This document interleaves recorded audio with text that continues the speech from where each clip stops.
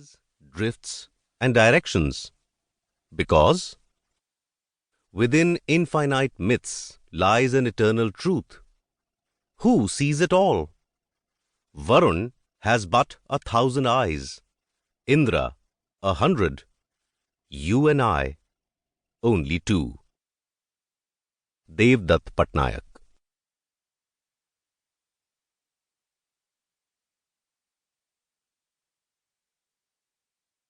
Belief.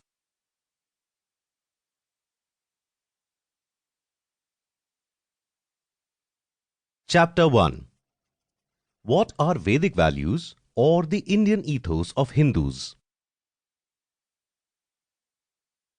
Although words like Vedic and Hindu are used interchangeably, technically speaking, the Vedic period is pre-Buddhist and over 3,000 years old, while Hinduism as we know it today took concrete shape around 2,000 years ago when the Ramayana, Mahabharata and Purans reached their final forms, along with the Dharma Shastras, Artha Shastras, Kama Shastras and Moksha Shastras.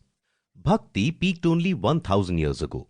Throughout, however, there were some ideas that were consistent. But can we call these ideas values?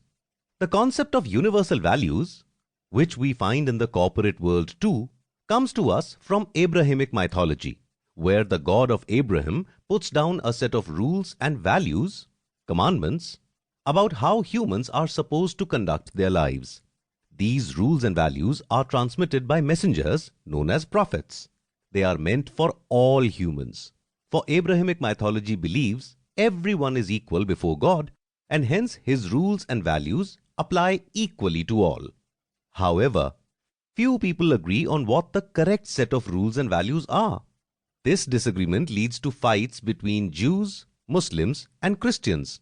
They don't even agree if the day of rest should be Saturday, Friday, or Sunday. Secular nation states simply replace God with "we the people" or "the state" and use the same Abrahamic model of governance based on rules or values that everyone is supposed to follow. The Vedic worldview is very different. It is based not on rules or values, rather on the evolution of the mind. Here, nature, Prakriti, came first, before culture, Sanskriti. It functions as per the law of jungle, where might is right, only the fit survive, and so, driven by hunger and fear, animals establish food chains, pecking orders, and territories. Human beings are animals with imagination. We have the ability to not subscribe to this jungle way. We can help the helpless. We can provide resources to help the unfit survive. We don't have to form packs or herds. We don't have to dominate others or be territorial. This is dharma. When we don't do that, when we are not in line with our potential, we are following adharma.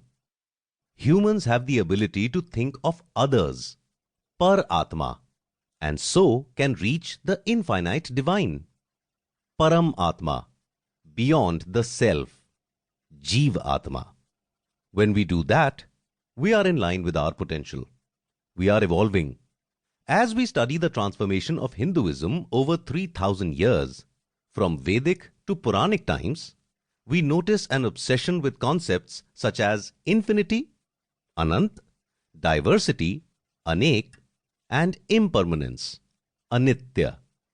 This establishes a worldview that is the very opposite of Abrahamic thought, which seeks to fix the world by rules and values.